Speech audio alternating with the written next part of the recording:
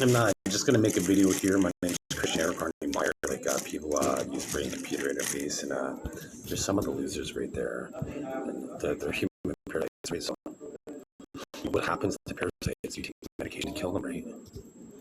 Right. So they need to have medication to be to cease to exist. Right. That's what happens to parasites. Nobody likes parasites. Nobody likes parasites. No rational human wants to have another human hijack their body. Right. Especially when they have an inferior intellect. They're idiots, they're terrorists. So anyways, this video is about poker psychology. So when you play online, there's depending on the app, right? You could have, say, there's information, psychological tells you could utilize against your opponent. There's how frequently they bet, how much they bet or check, and then how long it takes them to bet or check. And then if they see if there's a chat option on the app, then you could utilize that chat. So you could have up to 4 psychological tells pre-flop, up to 4 psychological tells on the flop, and then 4 on the turn, and then 4 or 5 on the river, depending on if you could show the cards or not. Right, so we'll assume that in this scenario that you would have 4 psychological tells. That there's a chat option with being able to show the cards on the river. So I'll just show you the difference here.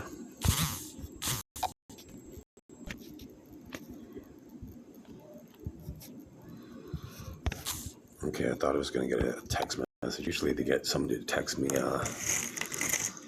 at the worst time, inopportune time. So once again, like that human perpetrator, like they're a computer terrorist, and they need to be brought to justice. Right, and human parasites, parasites need to be exterminated. Like that's what happens to parasites. You take parasitic medication. Right, what do you think antibiotics are?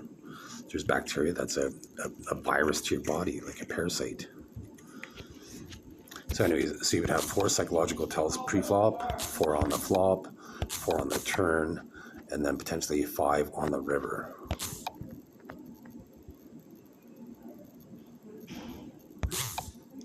So as you can see here, there's 320 psychological tells you could utilize against your opponent, because if you use all those tells, right, it would be able to be added up. Or I guess you could, really technically it could also be it could be 4 plus 4 plus 4 plus 5, because you would have it wouldn't really be multiplied. It'd be plus in that scenario, because you had the 4 tells pre-flop, how much they bet, how frequently they bet, how long it takes them to bet, and if they chat or not. Right, so then you would have 17 psychological tells that you could utilize against your opponent. And then now if you go to the casino, you would have those 4 tells: how much they bet, how frequently they bet, how long it takes them to bet or check, and then what they say, and then how the tone of their voice and their body language. So you actually have 6 tells. So 6 tells on the pre-flop, 6 on the turn, or on the flop, 6 on the turn, and then 7 on the river. So there's people trying to get credit for this.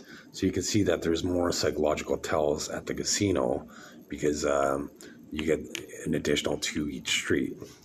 So that means psychologically, it's you have more of an advantage at the casino, right? Because like the difference is because like just say on the app you're like all in, like they're like all in. You just type in all in, right? You can't differentiate the tone of voice.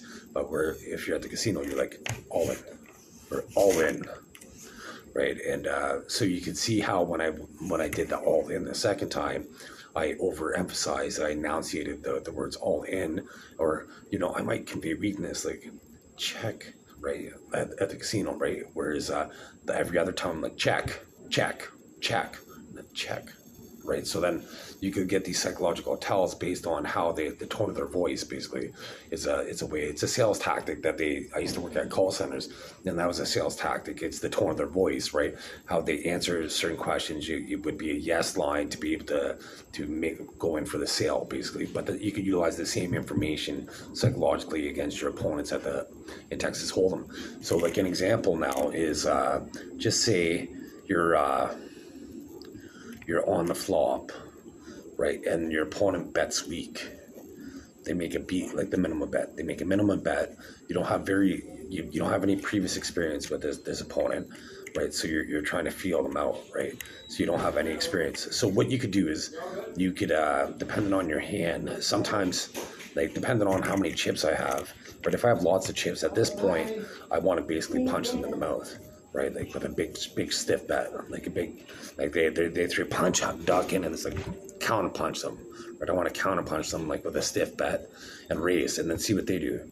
So with the raise, I'm trying to win the pot right there, but I'm also depending on how much I have, right? Like if I have a strong hand, I could check or make a call at that point, and then let them bet into me, because if they're betting, they would have more of a confidence to bet on again on the next street on the turn, right? So now if you make if you're trying to bluff the pot, you might want to raise and then kind of with the counter punch, and then you punch them in the mouth basically with the stiff punch, like a stiff bet, and then you could win the pot, right? But now so it depends, like, so if you could utilize timing, right? Because you have so much time allotted that you're allowed to bet, right? So if you do it really fast, that usually conveys strength, right? That you have strength, right? But also if you like, just say now, like there's two scenarios. Now just say they make a minimum bet on the flop, and like this opponent, like me, like just say I'm always fast, and then all of a sudden I take a long time and I just call, right? So now the edge goes back to the original better. Now on the turn, they need to make a larger bet because I apprehensively called on the flop, right? So if they make a larger bet on the turn, you could win the pot there without ever seeing the river, giving your opponent a chance to outdraw you, right? So now the flip side of the coin is if they so now they've made a fast bet on, like the original better made a fast bet on the flop, and then I come with the super fast raise. There was that scenario where that conveys strength, and then also if I'm really fast all the time, and then I take my time really slow, and like I'm really measured, and well, you can see me getting aged on film here by different perpetrators. They're trying to take people's lives and kill me, and they're trying to get a claim for my logic and my philosophy. Right, so once again, you turn off human parasites. People take parasitic medication to get rid of parasites. Right, so any human parasites that hijack Christian Eric Arnie Meyer, they're a threat to my existence. Right, that's perceived force. So, anyways, so you can see how my wrinkles disappeared, like mainly, and this is the Canadian government allowing this to happen to my body. So, anyways, so now if they bet on the flop and they make a fast bet, and then your opponent, myself, Christian, if I'm like, okay, I'm scratching my head, maybe not scratch your head, right? Because you don't want to oversell it. Like right now we're playing an example where we're on the phone, right? So I'll tell you how you'd play it at the casino, but you'd want to be like at the casino. Well, either way, you're gonna be slow, right? At the casino, you might be like, okay, and then raise. Right. So if you take a longer period of time than normal, and then raise, that also conveys strength. Right. So that's misinformation, right? You're kind of using psychology. That's where the psychological tell is, right? So that's why you gotta watch your opponent's behavior over a period of time, and then you're able to gauge, like, because if they always take, like, say, use the full time on the app, if they always use the full time, you can't really utilize their time against them. But if they're always fast, and then now they're slow, and then if they just call, then the next street you want to raise. You want to give them a raise, especially unless, like, just say there's a flush draw on, or flush or straight draw on the flop, and then it looks like a flush or straight could have been created or could have hit on the turn, then you may not want to bet at that point.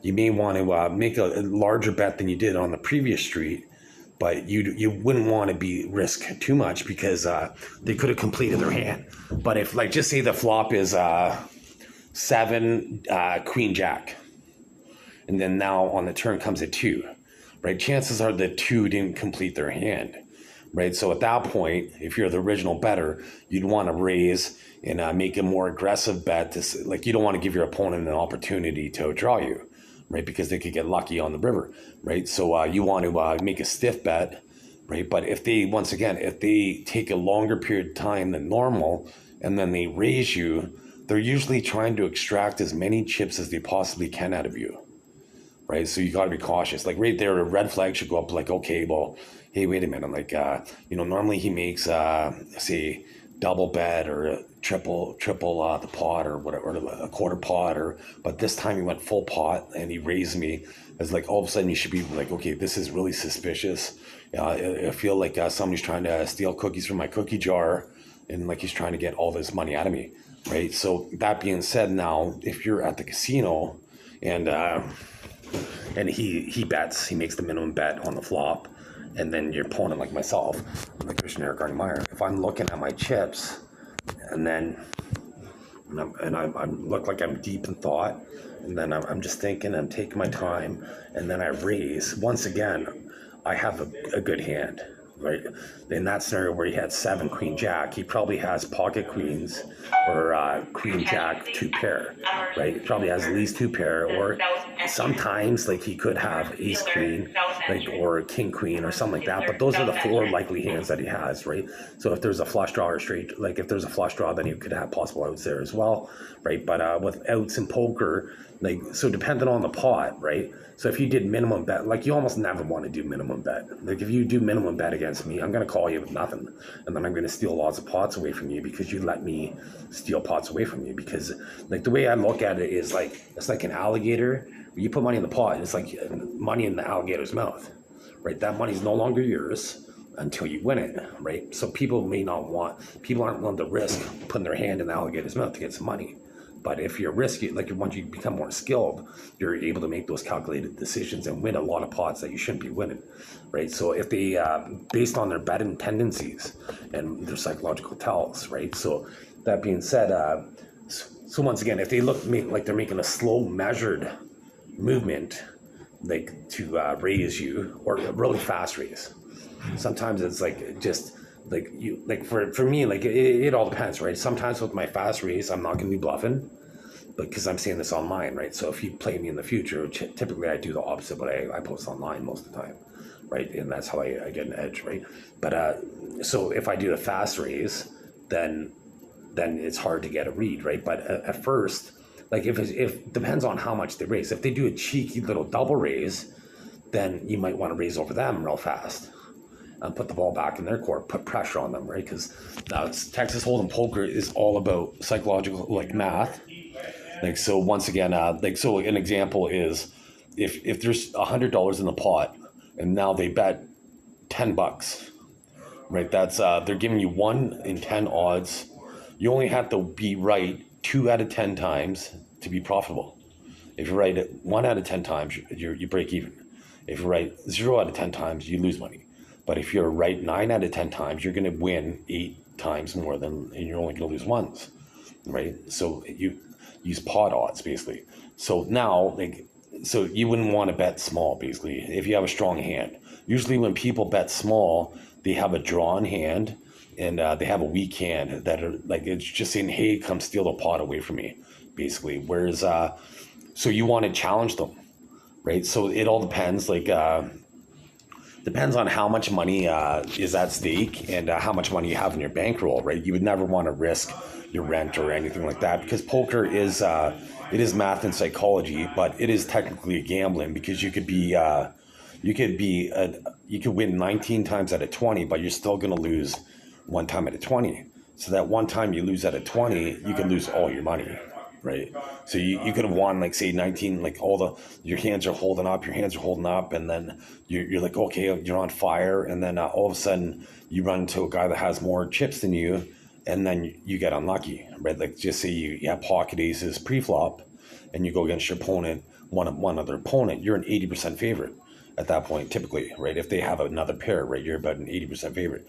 And so then you're going to still lose 1 times out of 5, right? So you're going to win 4 times out of 5. But so this time, like your luck you got unlucky and you lost that 1 time out of 5, right? So that's the difference between doubling up or getting busted like that time, right? So just say you could have started out with say $300, you could have grinded up and got up to $1,000 at the cash table at the casino, and then your pocket aces get busted, and then you go home with 0 money. You lost a couple $100, you lost $300, and you played perfect poker all day long, but then your luck just ran out, right? So it is gambling. So what I do suggest is, like if you're at the casino in that scenario, where just say you get up to $1,000, walk away from the table, right? Like you started with 300, right? So you made $700 profit. So walk away and then go in line and go to the casino, get yourself a dinner or whatever. Go for a smoke, whatever you do. Just enjoy some time. Wait a half hour. Sign yourself back up on the table list to sit down with less money. You don't want to constantly risk all your money because eventually your luck runs out. Mathematically, you have to, right? It's just mathematics. But so that being said, you could utilize psychological tells to win more pots than you should, because as long as you're like, a lot of people, like they chase their straights and flushes way too often. Like your odds like are terrible, like because like if you just say on the flop now you have a straight draw. That means you only have 8 outs, 8 cards that can make your straight if you have an open-ended straight draw.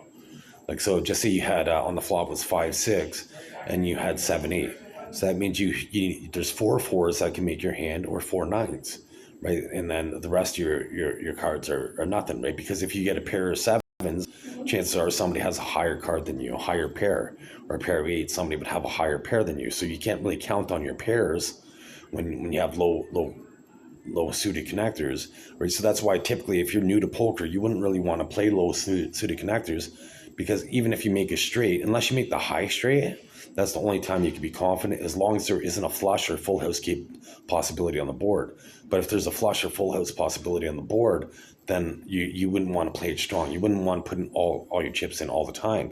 But you do have to pick your spots, right? Because in poker, if you make decisions out of greed or pride, you get burnt, right? But at the same time, it's a fine line, because you want to maximize your profits, but you have to minimize your loss. It's more important to minimize your losses than it is to maximize your profits, because when you try to maximize your profits all the time, that means you're always playing on the edge, and eventually your luck runs out, right? Whereas if you try to minimize your losses, you're more cautious. Like, it's like if you ever see a cheetah go to the watering hole when there's an alligator, look how cautious they are, right? But their instinct, because they're thirsty, they need to drink the water. So like they're cautious. They know they could die at that moment. They know they could die. They either die slowly from dehydration or they get eaten by an alligator, right? So you watch how they're approaching the watering hole. They're cautious, like they're very cautious, right? So if you approach poker like that, just really cautiously, and if you bluff, pardon me.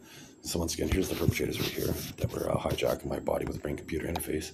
But if you bluff, you want to be able to pull the parachute and then get away from that bluff without risking all your chips and getting busted, right? So that you could do this by utilizing the psychological tells, right? So once again, if they do a minimum bet on the flop, and then you raise on the river. So actually, I got time. I should have time here. I got 17 minutes. So I'll play some poker right now, and I'll try to talk through some scenarios. So I play on Poker Mega Hit. It's a play money website. You can play for real money on this. Well, you can't play for real money, but you could buy chips with real money on this website. So the thing I like about this site is it's 5-handed sit and goes, and there's the top 2 finish in the money, and the only way that it would be better is if either was 6-handed and then there was a bounty and then the top 2 finished in the money. But when it's 5-handed, based on luck, your odds are 1 in 5 in winning, so that's 20%. So right now on this site, I'm about a little over 30% winning percentage, and I'll just show you my stats. And so to kind of explain it, because people on these sites, they typically don't know how to utilize the information against their opponents, right? I don't normally check my opponent's information because the tournaments are fairly fast. But if I was in like a tournament with them, I've definitely utilized the information against them. Because then, you would see like occasionally because if somebody bets. So you can see right here, I'm currently ranked. This is number 9 is ranked pro. I'll just show you. I think the highest I've been was like ranked 11 or something. So let's see. So here's that league history. So I haven't really been playing too much. So you can see I win 31% of the time. So I'm playing 11% above luck. And then, so I played, the most impressive is the Continental. I played 2 Continental tournaments and I won one of them. And I played 7 national tournaments. I won 3 of them and finished in the money 4 times. And then the rest of the tournaments don't really matter. But, so let's see league. So league info. So yeah, the highest I've been was All-Star, ranked 11. And, with the top 5 finish, stay in that ranking, and I trended down for a couple weeks, but so let's see my stats here. So you can see right here, so I raise 38% of the time out of 5 times. So I raise almost 2 hands out of 5, but I fold over half my hands, right? So you can see, so I fold. I almost never fold once I see the river. I'm most likely to fold pre-flop, and then I'm more likely to fold on the flop, and then on the turn, and then on the river, right? So that's why some of these hands I would lose. Like say on the flop, I think I'm going to lose, but come the river, I win because they bet it wrong. They don't bet it strong enough, and I'm able to steal pots away from them. So it's kind of hard to tell what your opponent's doing, like if they don't bet, right? So that being said, like if you're like, this is pretty fast play, like it's 5 games, so you have to be more aggressive than say a 9 game. But if you're at the casino and you're playing 9-handed, and one of your opponents is like, in this book, the guy said they're a mouse. Like if they're a mouse, like if they're really quiet and then they get aggressive, then you got to be cautious. Where there's a guy like me right now, my betting percentage is 38%. So people that knew how to utilize information against me, they would want to call more often against me on the site, because my odds of luck are winning 1 in 5 based on luck. I only have a 20% chance of winning, but I'm betting almost 40% of the time. So that means one of the times I'm bluffing. So which time am I bluffing, if you get my drift? So somebody that, like, sometimes I see people that bet 56% of the time. If they bet like 56% of the time, you know they're full of crap, right? Because they can't have the winning hand 56% of the time. They're just really aggressive. But Texas Hold'em poker does favor aggression, right? Because people, like I was mentioning earlier, like when they have a straight on the flop, they only have 8 outs, right? So they see the 2 cards in their hand, and then the 3 cards on the flop. So there's 47 cards that they don't see. So now 8 divided by 47, that's a 1 in 6 chance. But they would have more outs because they'd have 2 cards, right? So they would have potentially, if they had a pair, they would have 4 additional outs. But if they didn't have a pair, like right now, I have 6 outs. I have 3 tens and 3 queens, right, out of 47 cards, right? So I only had 6 cards, so I'm going to only hit my hand 1 time out of 8. So I'm going to lose 7 times out of 8. So it's not advantageous for me to risk any money in unless I turn the flop.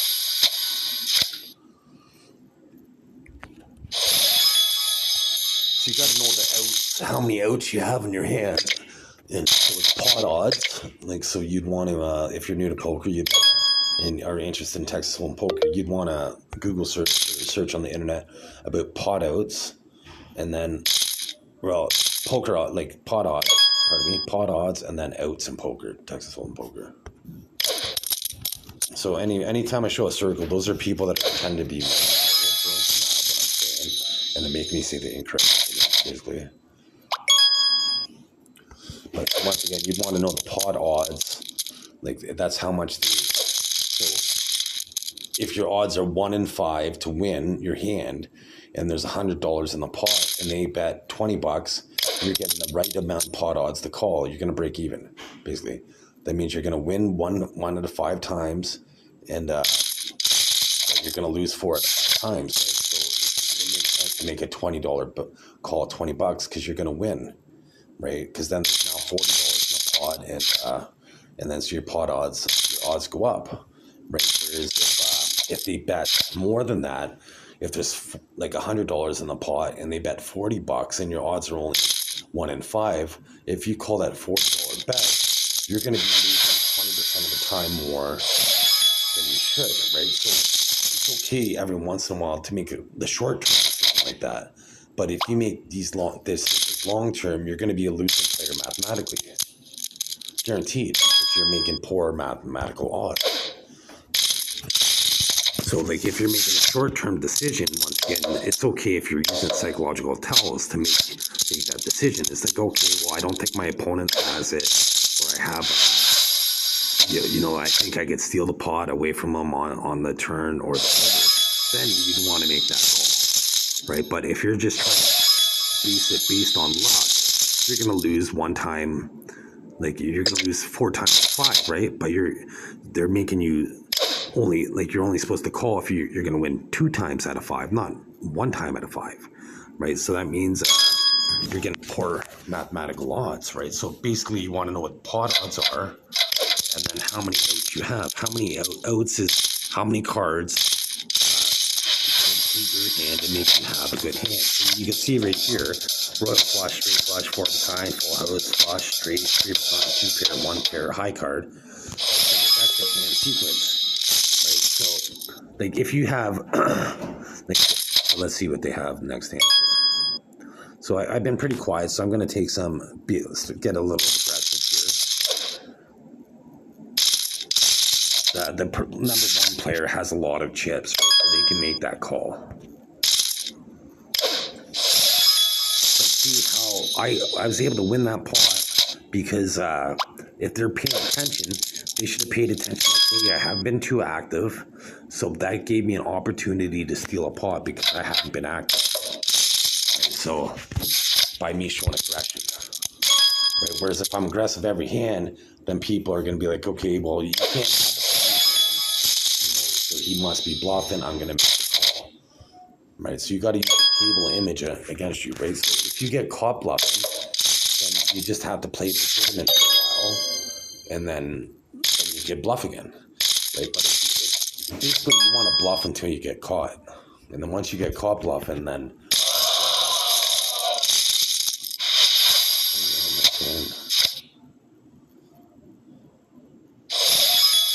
so see how I went in on the turn there. There was a potential two flush draws. There's the 2 spades and the 2 clubs. So I wanted to take initiative because I had top pair, and I didn't have the best kicker, but it's only 3-handed, right? So you beggars can't be choosers. There's that few opponents. Right? So if it was 9-handed, that would have been a poor decision to make. What I did, because chances are they would have had a higher kicker. They would have had King Jack, Queen, and I would have been beat the top pair, right? So they would have been able to beat me, basically. And so that's where you have to fold. Right? They could have the pair of 9s. Like, if they have a pair on the, like, if there's a pair on the board, it's unlikely that they have one of the 2 cards that they hit their hand. So typically, if you don't have, like, a suited connector is like right here. This is a connector, right? Because ace 2 are 2 cards in sequence, right? So I get a 3, 4, or 5 to make this straight. So I'm gonna hold this because I'm a poor kicker. He probably have like ace 7 or something like that. Whereas, like, if you have a suited connector, like a suited connector would be, say, ace 2 suited with the same suit. So if it was ace of hearts, 2 hearts would be a suited connector. So in this scenario, there's unlikely they have the 7 or the 9. So I 2 pairs, so chances are it's a 2 pair at that point. But you can't always make that play because you do run into a higher 2 pair occasionally. But here's where I want to get aggressive. And hopefully get lucky. So I had the best hand. But will I get unlucky with a 7? Usually I get unlucky.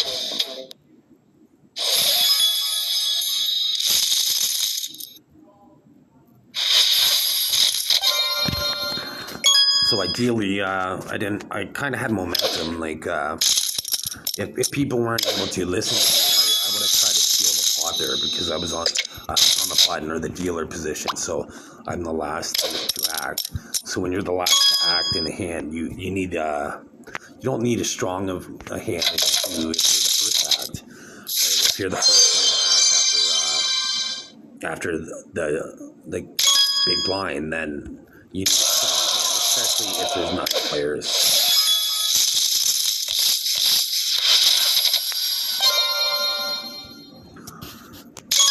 Okay, so this guy's in the pot. If not, I would have raised. I would put this guy all in. Even though I have a terrible hand. I had a terrible hand. He would have folded, right? So I would have got the fold. Because in tournament poker, you have to, well, and even like cash poker, you got to try to steal pots from opponents because the blinds come around. Right? If you're playing 5-handed, the blinds come around. 2 hands out of 5, it costs you money to cheat, right? So you don't want to be spending your money. You'd rather spend somebody else's money, right? So, so again, all the perpetrators there that try to spend my money, my unofficial. But you want to spend your opponent's money, right? By making them, by stealing the lines, basically.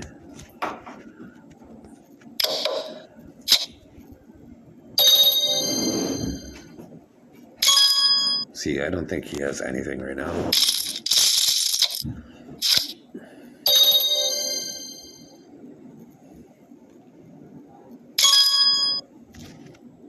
I think I have the high card win.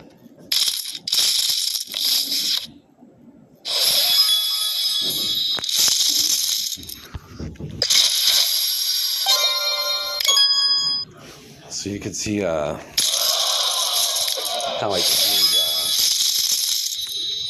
I just won the hand, right, with a high card. And, you know, I only had a jack high, right, so I had kind of a weak high card. But just how they played their tendencies, and based on how I faced other opponents in the past with their tendency. Like, he has nothing here. I'm going to win this hand right here. Unless I get a lucky player.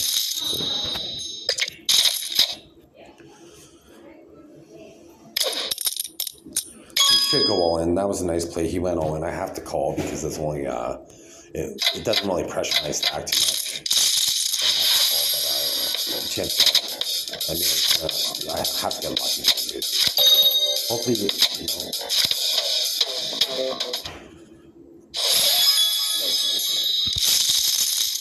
Like, if he would have pressured my stack more, I would have had to fold there. But it was only 7K. I had to call. I could have got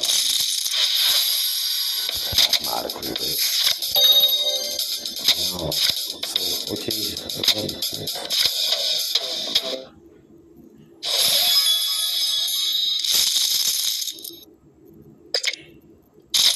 Okay, so I'm in the money.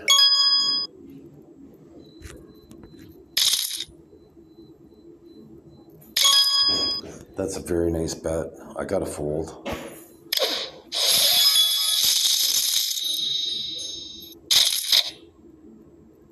Because you put pressure on me.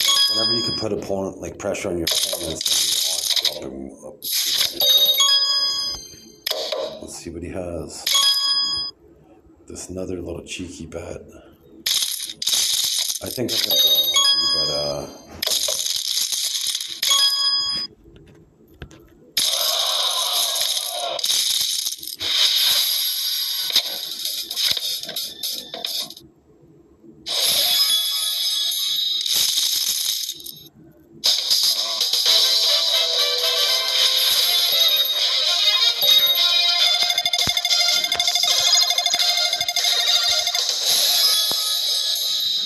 so So I won that. Maybe I'll try to play one more tournament. I'll play a higher level now. Play the state tournament. I'm gonna play it aggressively.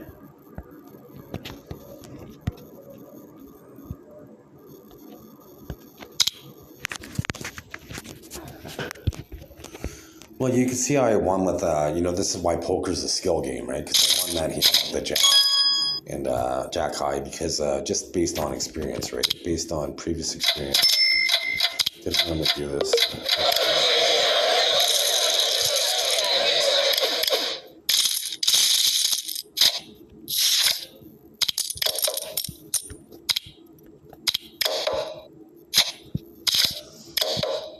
So you can see I won with 7 deuce. I won 10 times out of 12. And bad beat. You can see how unlucky I am.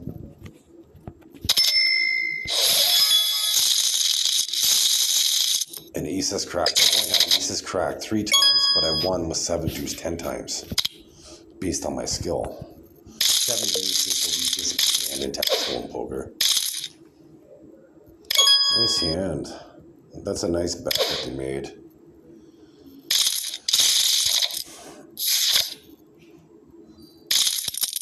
So he could have an ace. He most likely has a pocket pair.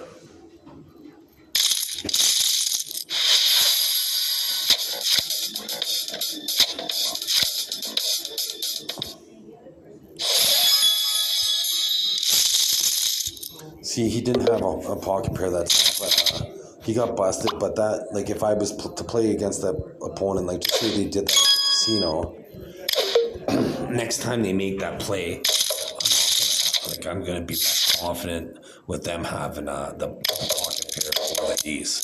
I'd be more likely to call. Like with any pair, I would have called. Because I wasn't in the pot. Because if you're not in a pot, like just say these 2 people are in a pot, they're not paying attention to what I'm doing, especially at the casino. They're only paying attention to the people that are in the pot, but they're not paying attention to what I'm doing. So that's when I could utilize gain a lot of information against them and then bust them in secret because they're not paying attention. So I might see them, I might see their hand shake, and then they're nervous, right? So why are they nervous, right? If they're a new player, they might be nervous. They might be nervous out of excitement or nervous that they're bluffing, right? So you can't really tell. So you want to gain that information. So sometimes you got to make an information call to, so you intentionally use the pot just to gather information about your opponent to bust them. Basically, you lose the battle but win the war type of mentality.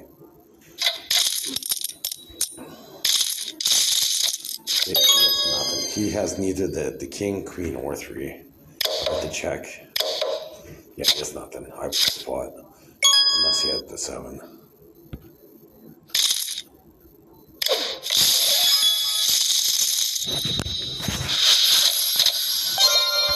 I could just tell, but like the cadence, the rhythm, that's rhythm. The cadence of how he played, I could just tell that he was unlikely. He could have been trying to trap me, but it was unlikely that he had the king, the 3, or the queen at that point, especially with the check on the turn. That's what solidified it. Like if the club would have came, let's get my cushion here, Connie Meyer. I look like this. I don't look like any other people than those perpetrators. So this guy likes to chase. This guy definitely likes to chase. Let's see. He had the ace, I think. He could have the flush, I doubt.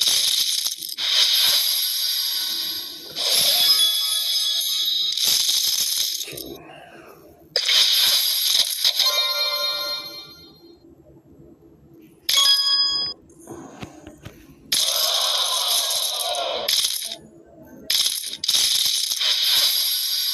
Good God.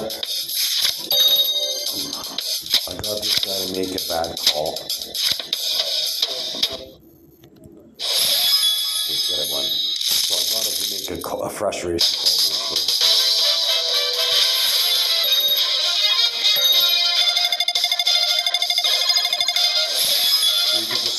I just won 2 tournaments back to back, right? And that was based on skill. Like I just was able to use psychological information from my previous playing experience. And once again, I'm Christian Eric Meyer. I don't look like that guy, right? That's a nurse at the Surrey Hospital, Greg. Right.